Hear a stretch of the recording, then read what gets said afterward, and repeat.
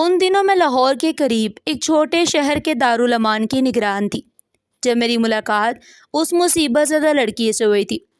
وہاں پر میرا تو روز ہی ایسی دکھی عورتوں اور ناسمبل لڑکیوں سے سامنا ہوتا تھا، لیکن زاہدہ کی بات سب سے مختلف اور عجیب سی تھی کہ میں آج تک اسے اپنے دل سے بلا نہیں سکی۔ وہ ایک خوبصورت اور میٹرک پاس لڑکی تھی، بہت معصوم سی بھی۔ جس روز اسے دارالامان لایا گیا وہ بہت زیادہ رو رہی تھی۔ اس کے حسین چہرے پر بہتے خاموش آنسو دیکھ کر میرا دل بھی تڑپ اٹھا اور میں اسے ہمدردی کرنے پر مجبور ہوئی۔ میں نے نرمی سے اسے رونے کی وجہ پوچھی تھی۔ تب ہمارا اصول یہی تھا کہ آنے والی عورتوں سے نرمی سے پیش آیا جائے اور ان کے حالات کے بارے میں پوچھا جائے۔ کبھی اگر کوئی عورت اپنے حالات بتانا نہ چاہتی تو ہم زبردستی نہیں کرتے تھے، کیونکہ پناہ دینا ہمارا مقصد تھا۔ صرف یہی ہمیشہ ذاتی معاملات میں بے جا مداخلت کرنا ہمارا طریقہ ہرگز نہیں تھا۔ وہاں میں نے 2-3 مرتبہ پیار سے پوچھا، مگر زیادہ خاموش رہی، تو میں بھی خاموش ہو گئی اور اسے اس کا کمرہ دکھایا۔ میں نے کہا وہاں تمہارا بستر لگا ہوا ہے، آرام کر لو، اب دوپہر کا کھانا 2 بجے مل جائے گا تمہیں۔ اگر چاہو تو میں تمہارے لیے چائے بھی بھجوا سکتی ہوں، شاید اسے تمہیں کچھ سکون اور اطمینان محسوس ہونے لگے۔ یہ کہہ کر جب میں واپس اپنے دفتر کی طرف مڑی، اس کے رونے کی آواز نے میرے قدم روک لیے۔ وہ مسلسل سسکیاں لے رہی تھی اور بہت غمزدہ لگ رہی تھی۔ میں دوبارہ اس کے پاس گئی اور نرمی سے اسے سمجھایا، دیکھو لڑکی، اب خاموش ہو جاؤ، اتنا زیادہ رونا اچھی بات نہیں۔ اگر ایسے ہی روتی رہوگی تو تمہارے سر میں درد ہو جائے گا۔ یہاں ہر عورت کا کوئی نہ کوئی دکھ اور مسئلہ ہوتا ہے۔ جو عورت بھی یہاں آتی ہے وہ دکھی اور پریشان ہوتی ہے۔ اگلے دن جب میں دفتر پہنچی تو زیادہ پہلے سے موجود تھی۔ یقیناً وہ آج پہلے کی نسبت زیادہ پرسکون محسوس ہو رہی تھی۔ شاید رات بھر اچھی نیند لینے سے اس کا دل سنبھلا تھا۔ کمرہ ٹھنڈا تھا، وہاں شور بھی بالکل نہیں تھا، اس سے سکون ملا ہوگا۔ میں نے ابھی دفتر کے کاغذات پوری طرح نہیں دیکھے تھے کہ وہ آہستہ سے چلتی ہوئی میرے پاس آ گئی۔ میں نے مسکرا کر پوچھا، زیادہ کیسی ہو؟ طبیعت بہتر ہے کیا؟ اب رونا دھونا ختم ہو گیا یا ابھی بھی روگی؟ جی ہاں، اس نے ہلکی سی خوش مزاجی سے جواب دیا تھا۔ مجھے یقین ہو گیا کہ کل میرا رویہ اس کے ساتھ اچھا تھا، تبھی وہ صبح صبح خود ہی میرے پاس آ گئی۔ میں نے اسے سامنے رکھی ہوئی کرسی پر بیٹھنے کا کہا تھا۔ وہ نہایت ہی مہذب انداز میں آ کر خاموشی سے کرسی پر بیٹھ گئی۔ میں نے پوچھا، چائے پیو گی؟ تو اس نے اس بات میں سر ہلایا۔ میں نے فوراً چپڑاسی کو اشارہ کیا، 2 کپ چائے لانے کا کہا۔ زیادہ کو چائے بہت پسند تھی اور اس کا موڈ خوشگوار ہو گیا۔ اب وقت مناسب تھا کہ میں اسے تفصیل سے بات کرتی اور وہ سوال پوچھتی جو کل سے میرے ذہن میں موجود تھا۔ میں نے کہا، زیادہ اللہ تعالیٰ ہر انسان کا نصیب خود بناتا ہے اور اپنے نصیب کو بہتر بنانے کے موقع بھی دیتا ہے۔ کل تم بہت زیادہ رو رہی تھی، کیا تم مجھے کچھ بتاؤ گی؟ شاید میں تمہاری کسی نہ کسی طرح مدد کر سکوں۔ وہ تلخ لہجے میں بولی، میڈم، مدد کرنے کا شوق سبھی کو ہوتا ہے اور سبھی لوگ مدد کے لیے بڑے بڑے وعدے کرتے ہیں، مگر حقیقت میں کوئی بھی انسان کسی کی مدد نہیں کرتا۔ میں نے نرمی سے کہا، بیٹا، سب لوگ ایک جیسے نہیں ہوتے، تم کچھ بتاؤ تو صحیح۔ تمہارے بتائے بغیر میں کیسے سمجھ سکتی ہوں کہ تمہاری مدد کس طرح کی جا سکتی ہے؟ آخر کار پہ شاید اس نے مجھ پر اعتبار کر لیا اور دل کھولنے لگی۔ اپنا احوال بتانے میں اب اسے کوئی ہچکچاہٹ محسوس نہیں ہو رہی تھی۔ وہ کہنے لگی، بی بی، میری زندگی بچپن سے مشکلات بھری رہی۔ میں صرف 6 سال کی تھی جب والد فوت ہوئے، لیکن آج بھی مجھے ابو کی بہت محبت اور شفقت یاد آتی ہے۔ میرا ایک ہی بھائی تھا جو 7ویں جماعت میں پڑھتا تھا۔ تب اسی وقت ہم پر یتیمی اور امی پر بیوگی مسلط ہو گئی۔ وہ بہت برے دن تھے جنہیں یاد کر کے دل دکھتا ہے۔ امی جان محنت مشقت کر کے ہم دونوں کو پالا کرتی تھی۔ وہ چاہتی تھی کہ ہم پڑھ لکھ کر معاشرے میں مقام بنائے۔ ہمارا کوئی ایسا ہمدرد رشتہ دار موجود نہیں تھا جو سہارا بنتا۔ جو کچھ بھی کرنا تھا وہ امی نے اکیلے ہی کرنا تھا۔ روزی روٹی کا بندوبست بھی کرنا تھا اور ہمیں پڑھانا بھی تھا۔ بالآخر مسلسل سخت مشقت کی وجہ سے امی بیمار رہنے لگی تھی۔ وہ سلائی مشین پر کپڑے سی کر گزارا کیا کرتی۔ اس کے علاوہ وہ بڑیاں بنا کر دکاندار کو بیچا کرتی تھی اور آم کے موسم میں اچار بنا کر آرڈر پر سپلائی کرتی۔ جس بیٹے کی تعلیم کے لیے وہ اتنی مشقت کر رہی تھی، افسوس کہ اسے پڑھنے لکھنے میں کوئی انٹرسٹ ہی نہیں تھا۔ کبھی بھائی ہمارا واحد سہارا تھا اور امی کو اسے امیدیں تھی، لیکن اس نے 9ویں جماعت میں پڑھائی چھوڑ دی اور یوں امی کی ساری امیدوں کو خاک میں ملا دیا۔ اس کی دوستی محلے کے کاوارہ لڑکے کالو سے ہو گئی، جو عمر میں اسے تقریباً 10-12 سال بڑا آدمی تھا۔ بھائی کا نام کاشف تھا اور کالو سے دوستی ہوتے ہی اسے اسکول چھوڑ دیا اور وہ گھر سے غائب رہنے لگا۔ مجھے بھی بھائی کی اس روی سے بہت دکھ پہنچا، تب اسی لیے میں نے اپنی پوری توجہ پڑھائی پر مرکوز کر دی تھی، کیونکہ اب مجھے ہی گھر کے لیے کچھ نہ کچھ کرنا تھا۔ کاشف اکثر کئی دن تک گھر سے غائب رہتا تھا اور امی جان ہر وقت اس کی فکر میں گھلتی رہتی تھی۔ میں لاکھ انہیں تسلیاں دیتی مگر ماں کا دل مطمئن نہیں ہوتا۔ ان حالات میں جب میں نے میٹرک پاس کیا تو آخر کار میں نے والدہ سے اصرار کر کے کالج میں ایڈمیشن لے لیا۔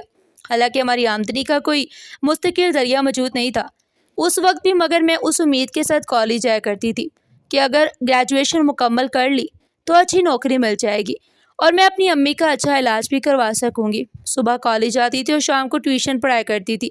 میں نے اپنے حالات کالج کی پرنسپل کو بھی بتائے تھے۔ انہوں نے میری فیس معاف کروا دی اور ایک مشورہ بھی دیا۔ انہوں نے کہا کہ اگر تمہاری امی شامی کباب بنا سکتی ہیں تو میں کالج کی کینٹین میں ان کی سپلائی لگوا سکتی ہوں۔ یوں امی جان کالج کی کینٹین کے لیے کباب بنانے لگی تھی، جس سے کافی آمدنی ہو جاتی تھی اور گزارا آسان ہونے لگا۔ ہم ماں بیٹی اتنی مشکلات اور پریشانیوں میں گری ہوئی تھی مگر کاشف کو ہماری کسی تکلیف یا پریشانی سے کوئی سروکار نہیں تھا۔ وہ ہفتوں گھر سے غائب رہنے لگا۔ ان دنوں بھی جب کبھی گھر آتا تو خاموشی سے کھانا کھا کر سو جاتا اور جب بیدار ہوتا تو نہا دھو کر دوبارہ باہر ہی چلا جاتا۔ کبھی کبھی اس کے دوست دروازے پر آ کر اسے بلا لیتے تھے اور وہ بغیر کچھ بتائے فوراً ان کے ساتھ نکل جاتا۔ اب اس کے ہونے یا نہ ہونے سے ہمیں فرق نہیں پڑتا۔ وہ مجھ سے تو بات تک نہیں کرتا، جیسے اس کی اپنی کوئی الگ دنیا اور الگ مصروفیات تھی۔ وہ کہاں جاتا تھا، کیا کرتا تھا، ہمیں کچھ بھی معلوم نہیں تھا۔ ہم نہ کسی سے پوچھ سکتے تھے اور نہ کوئی بتاتا تھا، کیونکہ محلے کے سب لڑکے کالو اور اس کے ساتھیوں سے ڈرتے تھے۔ انہی دنوں میں ایف اے کے دوسرے سال میں تھی جب ایک روز ہمارے گھر پر اچانک پولیس کا چھاپا پڑ گیا۔ کاشف 15 دن بعد گھر آیا۔ اس کے آتے پولیس والے بھی ہمارے گھر فوراً پہنچ گئے۔ ابھی امی جان اپنے بیٹے سے 2 باتیں بھی نہ کر سکی تھی کہ پولیس والے اسے گرفتار کر کے اپنے ساتھ لے گئے۔ جب ہم نے پوچھا کہ بھائی نے آخر کون سا جرم کیا ہے تو پولیس والوں نے ہمیں کچھ بھی بتانا مناسب نہ سمجھا۔ ایک پورا ہفتہ گزر گیا مگر بھائی کے بارے میں خبر نہیں ملی۔ آخر کار ممتا سے مجبور ہو کر امی پڑوس میں چلی گئی اور انکل اشرف سے منت سماجت کر کے مدد مانگنے لگی تھی۔ انہوں نے کہا بھائی صاحب خدا کے لیے میرے بیٹے کا پتہ کرا دیں، مجھے نہیں معلوم وہ لوگ اسے کہاں لے گئے ہیں۔ امی کی کلائی میں سونے کی صرف 2 چوڑیاں باقی تھی جو شاید انہوں نے کسی بہت برے وقت کے لیے بچا کر رکھی تھی، اور اب اس سے برا وقت شاید ہماری زندگی میں نہیں تھا۔ انہیں وہ چوڑیاں اتار کر انکل اشرف کو دے دی اور روتے ہوئے بولی بھائی صاحب میرے پاس اس کے سوا کچھ بھی نہیں ہے، خدا کے لیے میرے بیٹے کی مدد کر دیں۔ بہت منت سماجت کے بعد وہ شخص ہماری مدد پر راضی ہوا اور اگلے دن واپس آ کر اس نے ہمیں سب کچھ بتایا تھا۔ وہ بولا بہن جی آپ کا بیٹا اس وقت جیل میں ہے کیونکہ اس کا تعلق ایسے لڑکوں سے تھا جو غلط کام کرنے میں ملوث تھے، اسی وجہ سے پولیس والوں نے اسے گرفتار کیا ہوا ہے۔ ہمارا یہ پڑوسی ہمارے لیے ایک اچھا مددگار ثابت ہوا تھا۔ اس نے میرے بھائی کے لیے وکیل کا بندوبست بھی کیا اور ضمانت کرانے میں بھی ہر ممکن مدد کی۔ وہ کہنے لگا بہن جی آپ بیوہ ہیں اور تنہا بھی ہیں، میں جانتا ہوں اس وقت آپ کا کوئی سہارا موجود نہیں ہے، اس لیے میں اللہ کی رضا کے لیے سب کر رہا ہوں۔ امی نے اسے بہت دعائیں دی اور اس نے دل کھول کر ہماری مدد کی، اپنا اثر و رسوخ بھی استعمال کیا، جس کی وجہ سے میرا بھائی آخر کار ضمانت پر رہا ہو گیا تھا۔ اس پر پولیس نے کچھ تشدد ضرور کیا تھا جیل کے اندر، مگر حالات اتنے بھی خراب نہیں تھے جتنے ہم سوچ رہے تھے۔ بھائی کے جسم پر نیل کے نشان تھے اور امی بہت رو رہی تھی۔ وہ بار بار اپنے بیٹے کی پیشانی چومتی اور دعائیں دیتی تھی۔ اب کاشف کو بھی اپنی غلطیوں کا احساس ہونے لگا تھا شاید۔ اس نے امی سے معافی مانگی، روتے ہوئے وعدہ کیا کہ امی جان دعا کریں میں اس کیس سے بچ جاؤں، بس میں وعدہ کرتا ہوں کہ آئندہ کبھی برے لوگوں کے ساتھ نہیں رہوں گا، چاہے میری جان ہی کیوں نہ چلی جائے۔ آخر کار کیونکہ برے لوگوں کے ساتھ برا انسان بن کر جینے سے بہتر یہی ہے کہ آدمی عزت کے ساتھ مر جائے۔ میں نے آپ کی خاطر، اپنی بہن کی خاطر ہمیشہ ہمیشہ کے لیے ہر برے کام سے سچی توبہ کر لی ہے۔ میرے بھائی نے چونکہ دل سے سچی توبہ کی ہوئی تھی، اسے پولیس کو ان لوگوں کے نام اور ٹھکانے بھی بتا دیے۔ پولیس نے وہاں چھاپا مار کر کئی خطرناک آدمیوں کو گرفتار کر لیا۔ امی جان نے کاشف کو قسم دی تھی کہ آئندہ کبھی بھی وہ ان لوگوں سے رابطہ نہیں رکھے گا جن کی وجہ سے اسے جیل جانا پڑا تھا۔ آخرکار جیل میں رہ کر کاشف کو یقین ہو چکا، پہلی بار اسے ہماری فکر لاحق ہوئی تھی، لیکن ایک خوف بھی دل میں تھا کہ اگر وہ لوگ بچ نکلے تو ضرور اسے دوبارہ گھیر لیں گے اور جان لینے پر تول جائیں گے، کیونکہ اس کی فراہم کردہ معلومات کی وجہ سے پولیس ان تک پہنچ پائی تھی اور گنڈا ناصر انتقام لینا بھی نہیں بھولتے۔ ایک ماہ کاشف کہیں نہ گیا، خود کو گھر میں قید کر لیا، اور ایک دن دوپہر دستک ہوئی۔ ایک شخص اسے بلانے آیا اور اس نے کہا کاشف تم غدار نکلے ہو، تم زندہ نہیں بچو گے۔ امی نے اجنبی کی دھمکی سن لی، وہ بیٹے کو گھر سے نکلنے نہ دیتی تھی۔ 14 سال تو ہم پہلے بھی خود ہی لاتے تھے۔ ایک دن میں رشتے کے لیے کچھ عورتیں آئیں، امی ان کے پاس بیٹھی تھی۔ ان عورتوں کے سامنے میں بھی گھر سے نکل کر بیکری تک نہ جا سکتی تھی کہ کیا سوچیں گے جوان بیٹا گھر میں بیٹھا ہے اور لڑکی خود چیزیں لینے گھر سے باہر جا رہی ہے۔ تبھی امی کو پریشان دیکھ کر کاشف نے کہا کہ امی جان کب تک آپ مجھے گھر میں قید رکھیں گے؟ بالآخر باہر جانا ہے، لائیے جو اشیاء لانی ہے میں لا دیتا ہوں۔ والدہ نے اسے رقم دی اور کہا کہ چوک میں جو بیکری ہے وہاں سے کیک، بسکٹ اور ملک پیک وغیرہ لے آؤ۔ کاشف نوٹ مٹھی میں دبائے باہر نکلا۔ کاشف کا اس دن سے گھر سے نکلنا بس غضب ہو گیا۔ وہ مہمان نوازی کی خاطر یہ اشیاء ایک تھیلے میں لا رہا تھا کہ گھر کی طرف آتے ہوئے اچانک اس پر گولیوں کی بوچھاڑ ہو گئی اور میرا جوان بھائی وہی گر کر ڈھیر ہو گیا۔ وہ نہ لوٹا تو امی کو تشویش ہوئی۔ خواتین بھی والدہ کو پریشان دیکھ کر اٹھ کھڑی ہوئی، بولی بہن آپ پریشان نہ ہو، ہم چائے وغیرہ پھر کسی وقت پی لیں گے، اب دیر ہو رہی ہے۔ وہ چلی گئی۔ آدھا گھنٹہ گزرا کے دروازے پر دستک ہوئی۔ امی نے دروازہ کھولا، پوچھا کون ہے؟ جواب ملا ہم آپ کے گھر کے سامنے رہتے ہیں، آپ کا بیٹا چوک کے قریب بے ہوش پڑا ہے۔ یہ سننا تھا کہ والدہ بیان کرنے لگی۔ چادر پردے کا ہو جاتا رہا، گھر سے نکل گئی۔ چوک کی طرف جہاں مجمع نظر آیا ادھر رک کر لیا۔ کاشف زمین پر اوندے منہ پڑا تھا، اسے کچھ لوگوں نے سیدھا کیا۔ تب محلے والوں نے پہچانا مگر کسی نے ہاسپٹل لے جانے کی جرت نہیں کی، البتہ پولیس کو فون کر دیا۔ ذرا دیر میں پولیس کی گاڑی کا سائرن بجنے لگا اور پھر وہ میرے بھائی کو اٹھا کر لے گئے۔ معلوم ہوا حملے کے بعد کچھ دیر تک زندہ رہا تھا مگر کسی نے ہاسپٹل لے جانے کی ہمت نہیں کی۔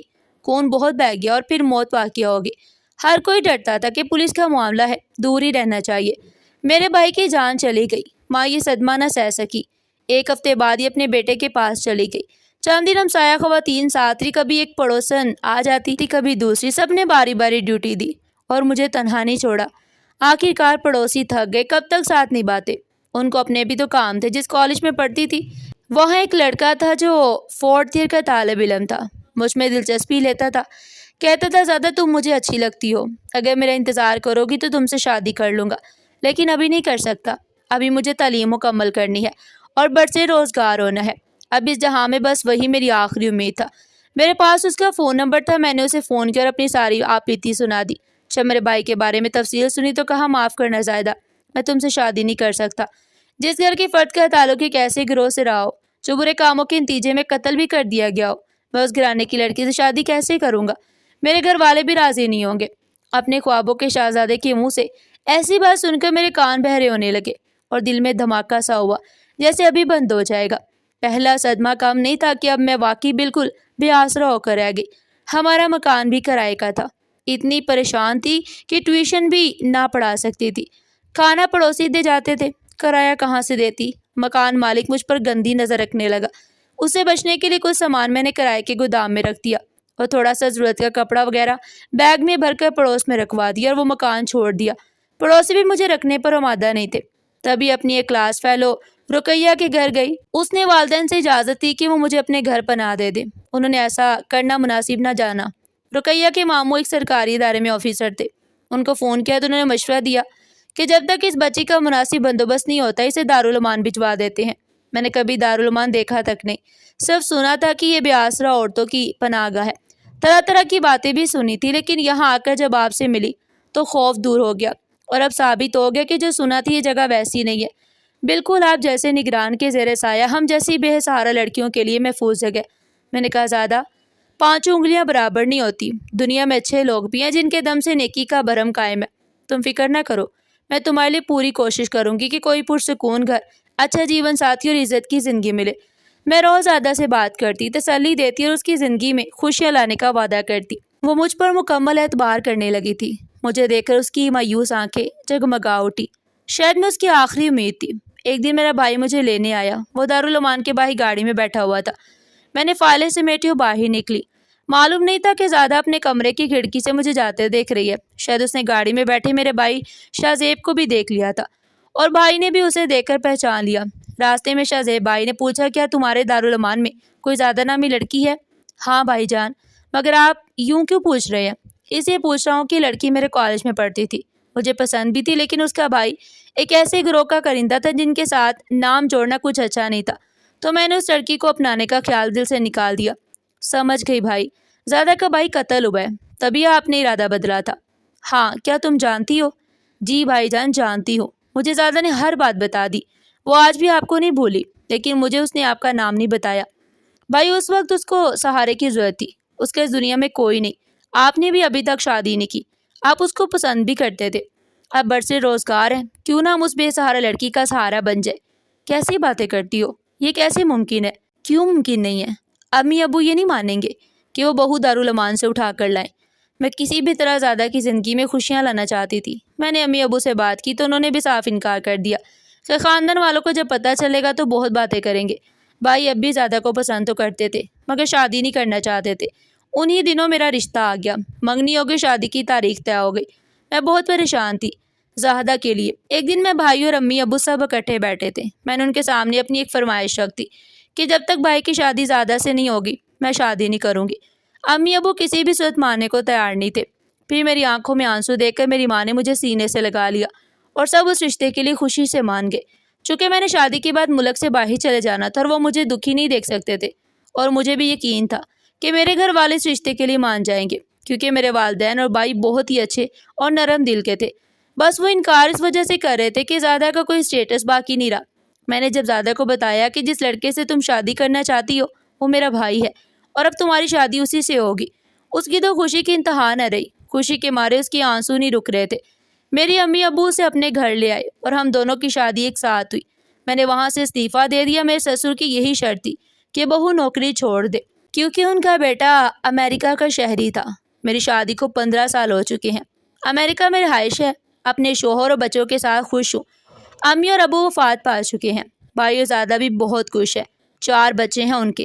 آج وہ مجھ سے ملنے امریکہ آئے ہوئے ہیں۔ ناظرین، آپ کو ہماری آج کی کہانی کیسی لگی؟ کمنٹ سیکشن میں اپنی قیمتی رائے کا اظہار ضرور کیجیے گا۔